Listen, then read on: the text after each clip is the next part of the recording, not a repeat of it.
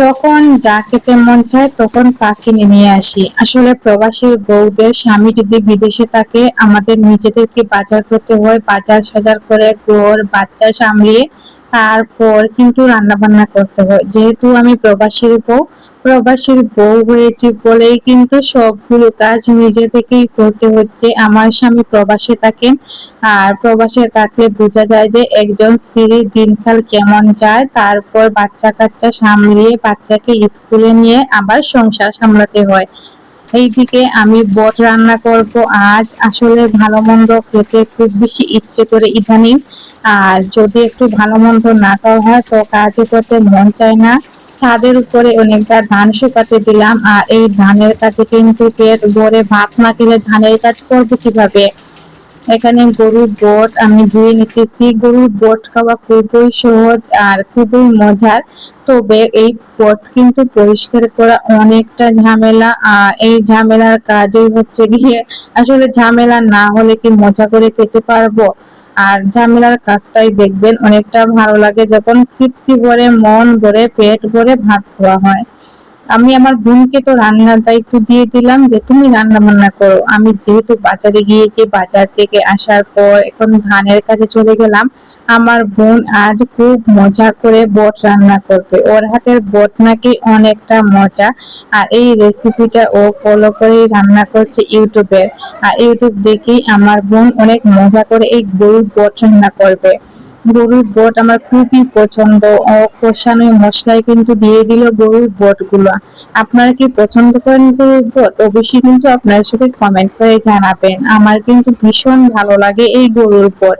এই গরুর বট হলে আমি পেট ভরে 1 প্লেট বা 2 প্লেট কি বলেন আরো বেশি ভাত খেতে পারি। যখন মন চায় তখন কিন্তু আমি খেয়ে নিই ভালো মন্দ। আসলে টাকা ইনকাম করতেছি, তো নিজের টাকা ইনকাম করতেছি, তো নিজের টাকা দিয়ে খাবো না তো কি করব। তবে আমি যখন একটু বেশি ইনকাম করি তখন কিন্তু আমি এইভাবেই খাওয়া দাওয়া করেই আমার টাকাটা শেষ করে দেই।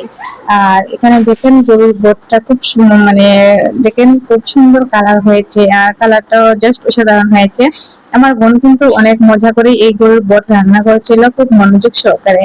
আমাকে তো রান্না করতে দেয়নি, ও বলে আমার রান্না নাকি মজা হয় না, ও রান্না বুঝি অনেকটা মজা হয়। আর ও বট রান্নায় কিন্তু অনেকটা এক্সপার্ট। দেখেন একটু ধোয়া উঠা ভাতের সাথে খেলে কি যে মজা লেগেছিল, যখন আমি একটু পেট ভরে খেয়েছি আজ অনেকগুলো ভাত।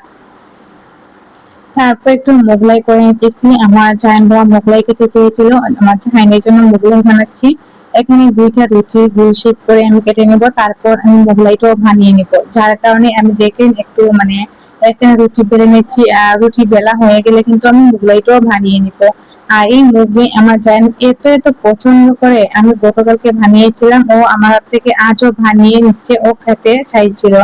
যেহেতু আমার জায়ান বাবা আমার কাছে যে কোনো কিছু আবদার করে আমি কিন্তু ওর আবদারটা ফেলি না। মা হিসেবে এটা আমার প্রধান এবং প্রথম কর্তব্য। আসলে প্রত্যেক মাই জানে যে একজন সন্তান যদি মায়ের কাছে আবদার করে মা আমি এইটা খাবো, মা আমি ওইটা খাবো, তখন মায়েদের যতক্ষণ পর্যন্ত ছেলে মেয়েদেরকে খাওয়াবে না ততক্ষণ পর্যন্ত কিন্তু মায়েদের মনে অনেকটা অশান্তি থাকে। সেম আমার বেলায়ও আমার বাবা যতক্ষণ আমার কাছে চাইবে, আমি যদি না দিতে পারি আমার কাছে নিজের কাছে নিজেকে অপরাধী মনে হয়। তো এখন আমি মোগলাইটা বানিয়ে দিতেছি, আর মোগলাইটা বানানো হয়ে গেলে আমি কিন্তু এখানে দেখেন খেতেও নিতেছি। আমার ছোট বোনকে বলছিলাম যে দেও আমার ছেলেকে বেশি দিবে। ও বলছে আচ্ছা তোমার ছেলেকে আমি বেশি দিব। তো আমার ছোট বোনও কিন্তু ওকে অর্ধেকটা দিয়ে দিল।